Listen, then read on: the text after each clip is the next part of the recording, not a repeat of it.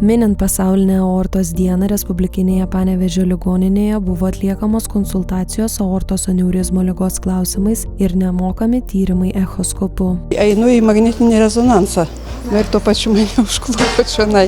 Labai ačiū visiems. Tikrai nesitikėjau šitaip papulti tokią akciją. Nieko nesidariau, bet tik tiek, kad buvo pavasarį apendicitas užpuolęs, tai trupučiuką man praėjo tenai, patikrinta esu kažkiek tai. Dažniausiai tokiais atvejais pilvinės aortos aneurizma, tai yra išsiplėtimas nenormalus, randamas atsitiktinai.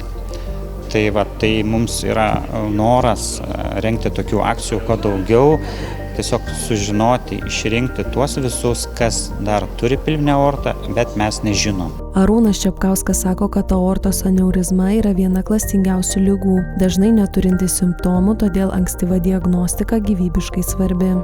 Paslaptinga liga, nes pirmiausia, kodėl paslaptinga, todėl kad žmogus dažnai nieko nejaučia dėl to, kad pilvinė aorta, tai yra maitinanti pagrindinė kraujagyslė visus pilvo organus, mažąjį dubenį, jinai kada didėja žmogus nejaučia. Ir tas didėjimas vyksta ne vienus, ne 2 metus, jinai didėja, plečiasi, žmogus gali nieko nejausti.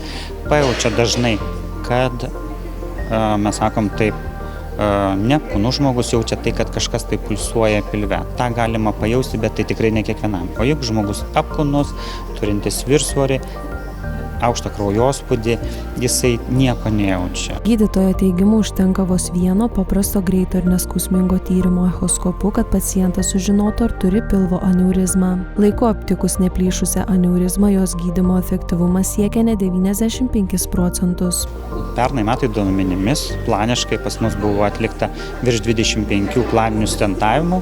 Atvirų operacijų, kuo toliau, tuo mažiau, tai buvo tik tai kelios atviros operacijos, kada negali jau atlikti to stentavimo, bet dažniausiai dabar jau sugebam atlikti beveik visus stentavimus ir buvo plyšusių eksterinių plyšusių, kurie yra sustentuoti, buvo apie 6, o operuotų, man atrodo, beros tik tai 1.